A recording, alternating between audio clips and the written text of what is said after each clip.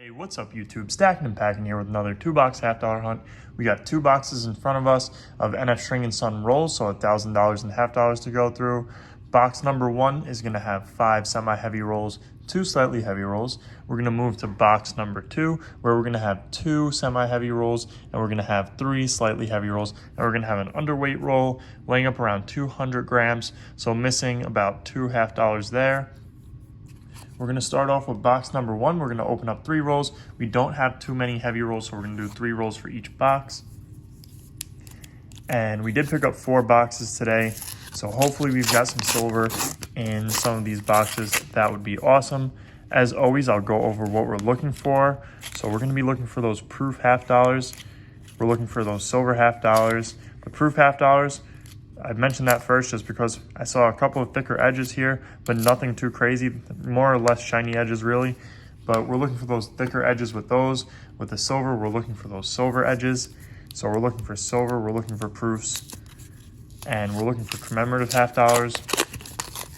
We're also looking for that 1987 not intended for circulation half-dollar. And am I missing anything? Yes. We're also looking for the error half-dollars. Most notably the no FG half-dollar, which in 1972 they polished down those dies quite a bit and removed the no FG from some of those dies, and that's why there's no FG on some of the 1972 half-dollars, and they have a little bit of a premium. FG is the engraver's initials. So anyways guys, nothing in the first 3 rolls. I'm gonna go ahead, double check those rolls. I'll go through box number 1 and I'll pull you guys in for our first find. Hopefully it's soon, and hopefully we have something in box number 1. Okay guys, we are on roll number 20 and we're gonna have our first find. I'm sure you guys can see it right there. We're gonna have a silver. Now I did take a peek, so I know it's a 40%er. So let's see what we've got. And it's in 1967. So we got our first silver for the hunt from box number 1, 1967 40%er. So we'll definitely take that, add it to the board. We love to see the silver. So I'm gonna put this one on the board for box number 1, and we're gonna keep on going. I'll bring you guys in for the next find. Okay guys, so far we got that 1 silver from the box. So let's go ahead and get into our heavy rolls. We're gonna start off with a 225.8. So we're starting off with our semis. Nothing in that first roll that's really standing out to me. So let's get into our second roll. It's going to be another 225.8. And now is a good time for me to remind you guys that if you guys are enjoying these videos, make sure to hit that thumbs up button down below, as well as subscribe and turn on bell notifications. Nothing in this second roll. I often get asked 2 questions. One is, what type of scale do I use? So I'll go into that in a second. Let's move it over a little bit, get into the middle of our screen a little bit more. Move these down here now that we just got our semi-heavies left. So this is I'm gonna turn it off and back on. This is just a generic scale that you can get off of Amazon or eBay or anything like that. It's an AWS 1 kg. You need to get the 1 kg model, because if you don't, and this is actually gonna be a semi-heavy, because if you don't, sorry, slightly heavy, then you won't be able to weigh up these rolls, because they have the 100 gram scale, and that's the maximum it goes to, and these rolls are well over 100 grams, so you want to get that 1 kilogram scale. And we got a 226, and then my second question is, why do I weigh up the rolls and save the heavier rolls? And that's just because I like to open up the rolls live for you guys. Oh, and we have a silver. We almost missed this one. That's why we got to double check. So I did check, which one was it? I think it was this one, and it wasn't a silver. But then I saw this edge, and I'm like, this has to be. So let's go ahead and pull it out. We're going to have a 1968 Denver. So that's silver number 2 for the hunt. We'll definitely take it. That is awesome. So 2 silvers, and I kind of lost my track of what I was talking about. Oh, weighing up the rolls. I like to weigh up the rolls this way. The rolls that are a little bit heavier, they're more likely to have silver in it, whether it be 40% or 90%. Obviously, they're not all going to have silver in them, but I like to open them live for you guys just so we can get some live silver for you guys, because that's always fun. Nothing in this roll that's sticking out to me. Another 226.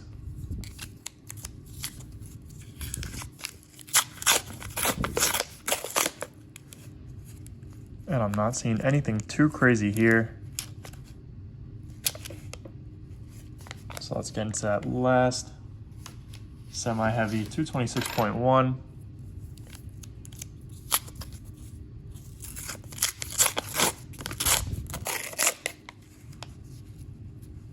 And I'm not seeing anything in this roll. So let's go ahead and open up the first. We're gonna do the first 3 rolls for box number 2, just because we don't have too many heavy rolls for box number 2. So we'll do the first 3 and see if we got anything good in one of these first 3 rolls. And I'm not seeing anything in roll number 1. So far, the month of December has been pretty good to us with silver. It is a holiday month, and it's one of the biggest holidays in the US. So a lot of people might be turning in their half dollars, and in turn, they might be turning in silver. So could be a reason why December might be a good month. And roll number 3 for box number 2, and I'm not seeing anything here. So I'm gonna go ahead, double check these rolls, make sure we didn't miss anything, and then I'll bring you guys in for our first find of box number 2. Okay guys, so far no silver for box number 2, so we're gonna get started with our heavy rolls. We're actually gonna start off with that underweight roll, 202.9. We have found silver in underweight rolls before, 40% and 90% silver. So let's go ahead and see. This one most likely is just missing 2 half dollars here. So let's see what we've got in this roll.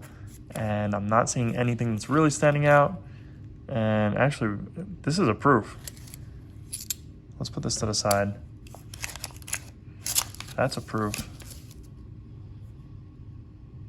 You guys can see that San Francisco mint mark. It's the year 2000, and it's going to be a copper proof. Or a clad, I should say. A clad proof.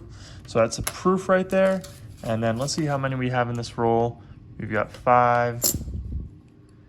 We've got 5 more, that's 10. Another 5, that's 15. 2, that's 17, plus the proof we pulled out, so that is 18.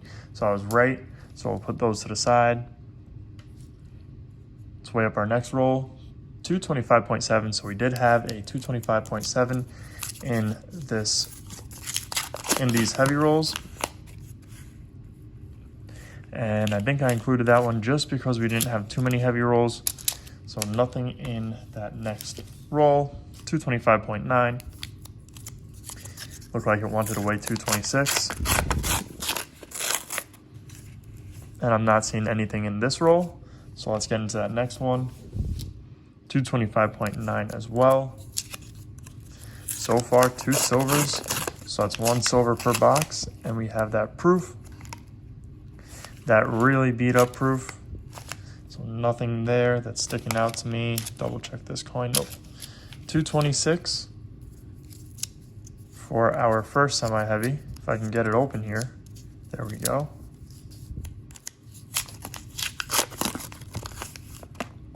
And I'm not seeing anything in this roll. So let's get into that next one. 226.3. We did get a 90%er in our last 2 226.3 rolls. I don't know if this one's going to have one. It's kind of rare to get that. So let's see if we have anything. This is crazy. We have a silver right there. And it might be a 1964. I don't know if it's going to be. It might be a 40%er. Let's see. It's a Benji. That is insane. 1950 with some pretty cool toning there to it. I don't know if that's toning or what. It looks like toning to me. That is awesome. This is in really good condition. Wow. This one's going to be a 1950 Philly. This is insane. That reverse is immaculate. What a nice reverse. This is crazy. Our last 3 226.3 rolls all had 90% silver in them. And this one was flirting with 226.2 at one point, this roll. So this is awesome. I'm just really like fascinated with this coin right now, looking at the colors on it and just looking at how good of condition it's in. This is definitely our best find so far for the month of December, I'd say at least. Wow, really nice coin. I know, I'm getting mesmerized by this coin, so let me put it down. So I didn't see anything else in that roll. I don't think we're gonna find anything else in that roll at that weight. That was insane. I thought that was gonna be a 1964 by the edge of it. Usually when it has that really like fine edge and you can see all the reeds really nicely, it's a 1964, but this is such a surprise and it's a really nice one at that.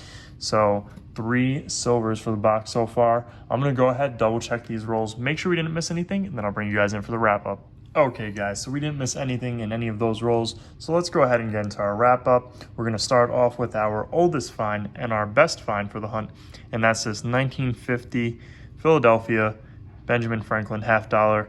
And this one's just in beautiful condition, especially this reverse is really, really nice condition. I don't see any really scratches on this coin, and I don't really see any wear on this reverse. The obverse is really, really nice as well. There are a couple of marks that I am able to see, very slightly marks on Ben Franklin himself and in the fields a little bit. Now it is hard to tell with the toning, but as you guys can see, if I move the coin like this, you can see one scratch right there on his hairline, and then maybe a couple in the field right there. But besides that, this is a very nice coin here, especially that reverse, like I said. Now this one has a mintage of around 7 million, so not too many minted, but not yet a lower mintage coin. There are some Ben Franklins like the I think it's the 52 or the 53 Philly that has a lower mintage. But this is just an awesome find. This one's not going into the silver jar for the month of December. It's gonna go into a flip, so let's go ahead and flip it up real quick. Put it in our flip. And then we'll get into our other finds if I can get it. I'm trying to get it centered here. There we go. This way it's nice and neat in there. Fold over our flip. All right, so we'll put that one to the side, and let's get into the rest of our finds. We're gonna have a 1967 40%er, and we have another 40%er. This one we almost missed. 1968 Denver. I think this one would do really well in an acetone bath because it has that green like tarnish on it. I don't really think that's toning. I think that might just be like PVC damage maybe. So we'll go ahead and put that one down. Now I did dip this one in some acetone and it really didn't do too much. A little bit of some of the damage came off of it, but this is just a heavily damaged proof. And you guys can see that it does have like a lot of scratches over here. It kind of looks a little bent almost. It's hard to tell, like concaved. It's a 2000 San Francisco proof, and it's definitely seen better days. So we'll take it out of circulation though. We always take our proofs out. Anything with an S mint we take out. So we'll keep that. So let's go ahead and add our silver to the silver jar for the month of December. So 2 more 40%ers to the jar. 1 90%er that we're not putting in the jar. Great hunt altogether. Really had a fun time on this one and was very surprised by this Benji in that 226.3 roll. That's 3 90%ers. All 3 of our last 226.3 rolls had 90%er in it, which is insane. But anyways, guys, I hope you guys enjoyed this video. If you did, make sure to hit that thumbs up button down below, as well as leave a comment and subscribe if you guys are new around here.